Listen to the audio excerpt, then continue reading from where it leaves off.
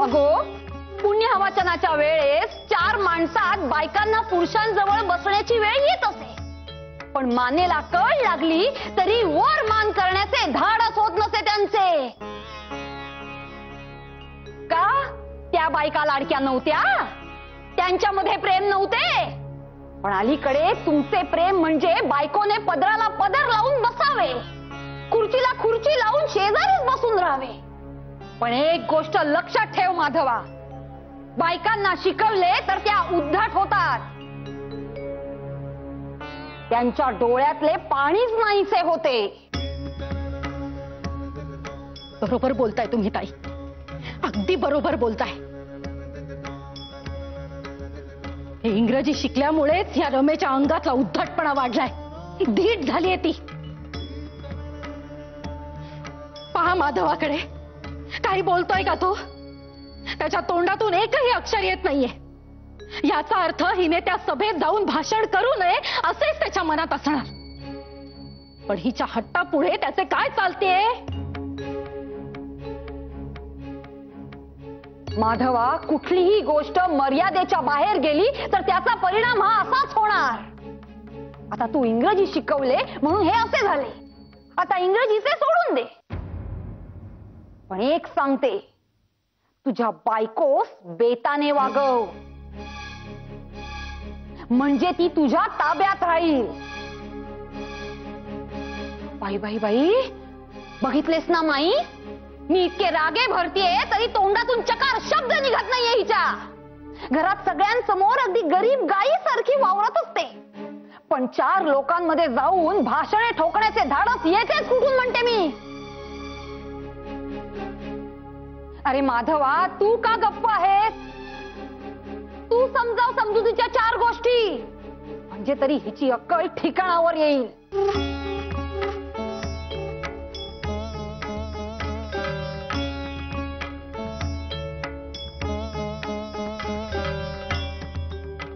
स्वतः गप्प का आहेत? ते भाषण रमाने आपण होऊन वाचले नाही, मी सांगितले म्हणून वाचले. असे एकदा जरी म्हणाला असतात तरी मला पुरले असते. का नाही म्हणाला तसे?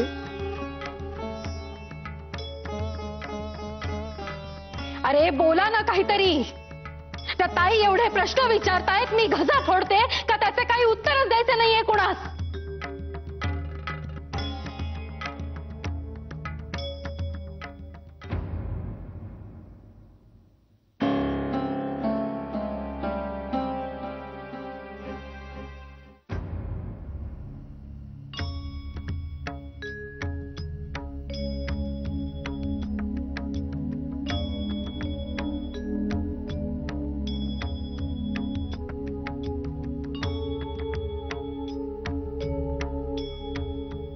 आज रमाबाईंवर वाघबाणांचा अगदी वर्षावत झाला आहे. त्यातच त्यांची कड घेऊन आम्ही बोललो नाही, त्यामुळे त्यांस वाईट वाटले आहे.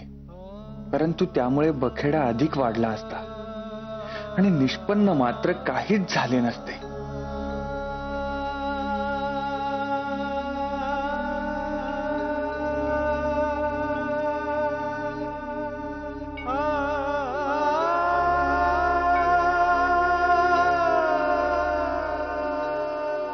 आजचा सपाटा कसा आहे?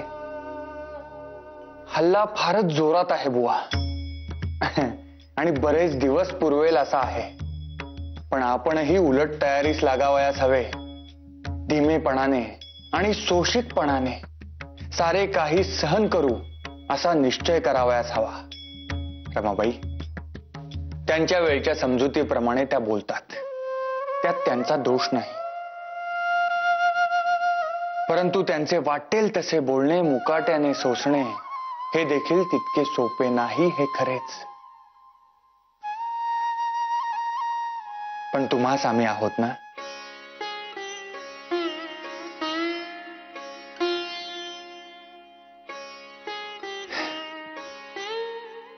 पण आपणास जे योग्य वाटेल ते करणे कोणत्याही परिस्थितीत सोडावयाचे नाही. पण असे पहा, आजवर ही सारी बोलणी सोसतच तुम्ही येथवर आलात. जर तेव्हाच प्रतिवाद केला असता तर जमले असते का हे?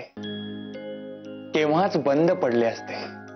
सारे काही सोसलेत, परंतु शिकणे मात्र सोडले नाहीत. त्यामुळेच आज 1,500-2 हजाराच्या सभेसमोर आणि इंग्रज गव्हर्नर समोर तुम्ही इंग्रजीत ऍड्रेस वाचू शकलात. खरे ना रमाबाई? अशाच धिटाईने आणि निश्चयाने तुम्हास एक एक पाऊल पुढे टाकावयाचे आहे. स्त्रियांच्या स्वावलंबनासाठी योजना आखावयाच्या आहेत. असहाय स्त्रियांना आसरा, शिक्षण आणि स्वावलंबन यासाठी काम करावयाचे आहे. तेव्हा आपली शक्ती भांडणांमध्ये न दवडता जे आपल्या मनी योजले आहे ते पूर्ण करण्याकडे मन वळवा. आणि एक लक्षात घ्या, समोरच्यांच्या निषेधास आपण कोणताही प्रतिवाद न करता जेव्हा मुकाट्याने ऐकतो तेव्हा आपल्या मनाप्रमाणे वागण्याचा एक सुप्त अधिकार आपल्यास प्राप्त होतो. हे लक्षात घ्या. आले ना ध्यानात? मग आता पुसा बरे डोळे. रमाबाई,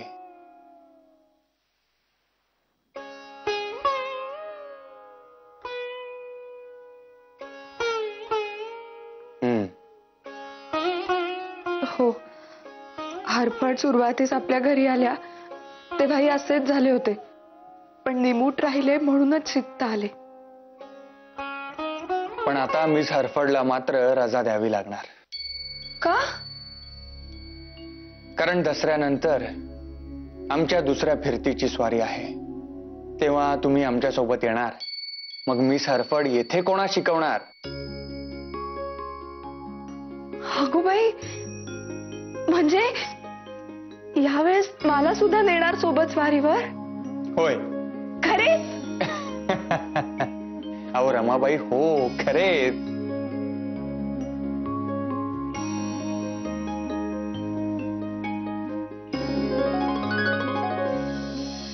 पंडिताबाई येऊन गेल्यापासून वडील बायकांची माझ्यावर चिदार अधिकच वाढली होती.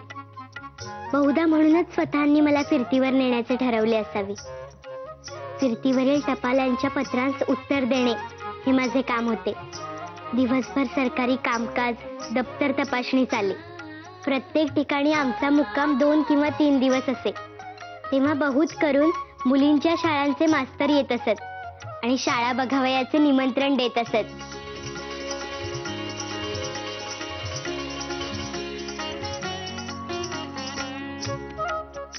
मग स्वारीवर आमच्या सोबत येण्याची इच्छा पूर्ण झाली ना? हो. कसे वाटते आहे? फारच छान. एकतर गावोगावी फिरतीवर असताना प्रवास होतो आपल्यासोबत. वाटेत आल्हाददायक ठिकाणे दिसतात आणि पुण्याच्या वाड्यात कोंडलेले मन अगदी मोकळे होते आणि नवे नवे विचार येतात मनी.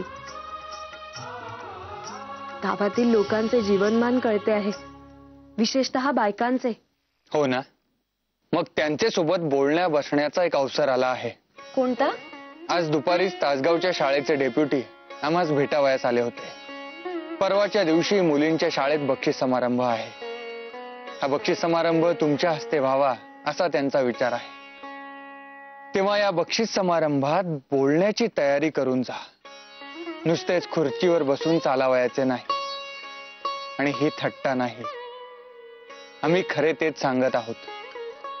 हा कार्यक्रम बायकांचाच असणार आहे. तेव्हा सारेच तुमच्याकडे अपेक्षेने पाहणार.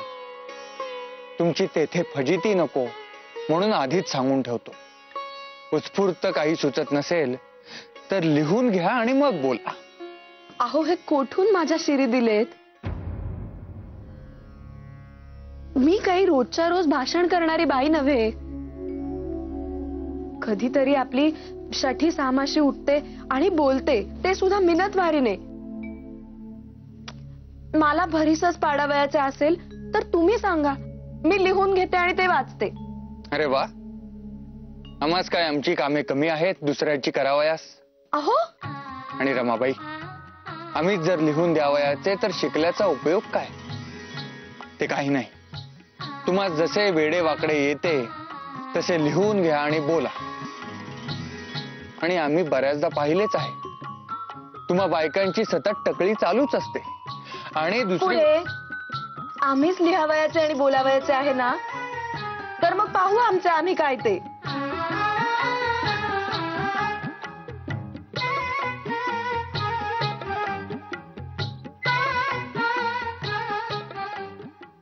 मागच्या वेळेस आपण ठणकावून सांगितले म्हणून माधवाने रमेश नेले नाही हो, पण या वेळेस नेलेच.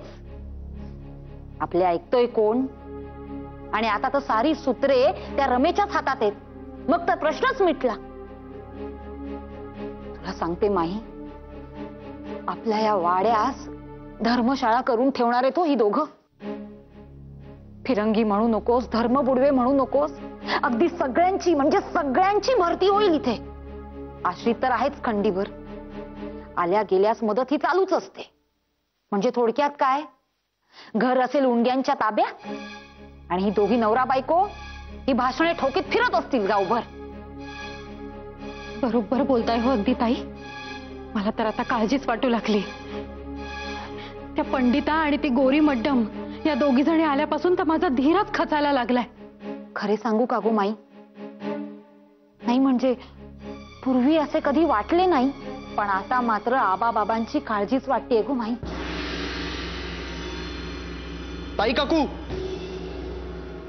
ताई काकू. अगो बाई, काय रे बाबा? भोपळ्याचे घारगे नाही केले तुम्ही कितीतरी दिवसात. आज मला भोपळ्याचे घारगे हवेत, अगदी 100-200 हवेत. अगो बाई, करेन की. आणि तुमच्या लेकरांच्या आवडी निवडी नाही पुरवायच्या तर मग काय त्या मडमांच्या. आणि हो, भोपळ्याचे घारगे वाटतात सोपे, पण करायला भारी अवघड असतात हो. हलके आणि खुसखुशीत घारगे करणे अगदी थोडक्यानच जमते.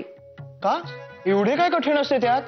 अरे बाबा, कसे आहे, भोपळ्यात सुटते पाणी आणि त्यात जेव्हा कणिक भिजवली जाते तेव्हा ती कधी कधी घट्ट भिजवली जाते तर कधी कधी पातळ, आणि तिथे फजिती होण्याचा संभव असतो हो. नंतर त्यात टाकला जातो गूळ, मग त्या गुळासही पाणी सुटते.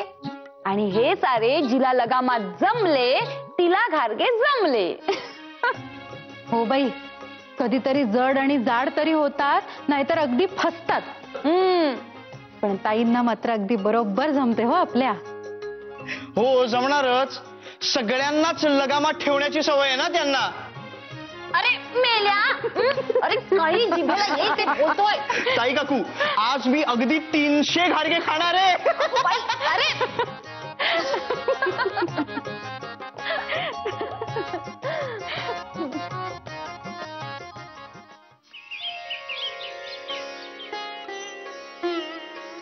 रमाबाई, झाला का समारंभ? हो. कसा झाला? आणि विशेष म्हणजे तुमचे भाषण कसे झाले? अहो रमाबाई, तुमचे भाषण कसे झाले? आम्हाला फार उत्सुकता आहे. आता कशाला हव्यात चौकशा? फजिती होईल असे भाकीत केले होतेत ना, मग झाले असेल तसेच. काही सांगितल्याशिवाय शिकविल्याशिवाय आपले वेळे माणूस 4 माणसात पाठवायचे, मग असेच व्हायचे, दुसरे काय. अहो रमाबाई, पण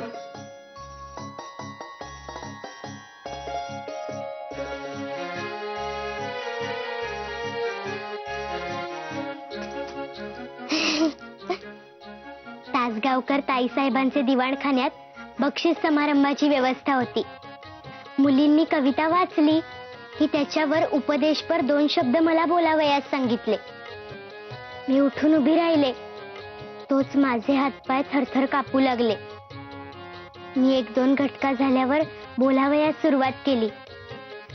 तो समारंभ बराचसा बायकांना आवडलेला दिसला, कारण समारंभ संपल्यावर हळदी कुंकवासाठी बायकांनी मला घरी बोलवण्याचा आग्रह केला. घरी आल्यावर स्वतः मला वारंवार समारंभाविषयी विचारत होते. मी मात्र मुळीच सांगितले नाही. मग मात्र स्वतः अगदी काळजीत पडले.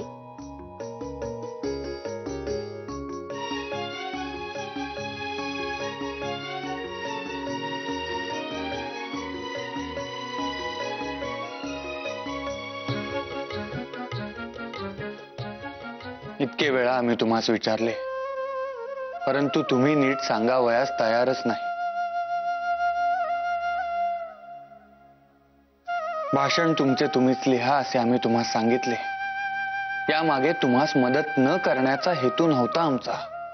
उलट तुम्हास एखादी गोष्ट एकटीनेच जबाबदारीने किती करता येते हे पाहावयाचे होते. यात थट्टा नव्हती. परे सांगते, समारंभ छान झाला. माझे भाषणही चांगले झाले. तिथे असलेल्या बायकांस ते आवडले असावे असे वाटते आहे, कारण साऱ्या जणींनी मला त्यांच्या त्यांच्या घरी हळदी कुंकवास येण्याचे आमंत्रण दिले आहे. अरे वा. पण रमाबाई, भाषणात तुम्ही बोललात काय? मी असे म्हटले की आपण शिक्षण घेणाऱ्या बायकांवरती सगळ्यात मोठा आक्षेप हा असतो की शिक्षण घेतल्यामुळे बायका दांडग्या, बेपर्वा आणि मर्यादा रहित होतात. याकरिता तुम्ही शिक्षण घेणाऱ्या मुलींनी तर या आक्षेपास जागाच देता कामा नये. कारण उद्धट व्हावे हा स्त्री शिक्षणाचा परिणामच नव्हे.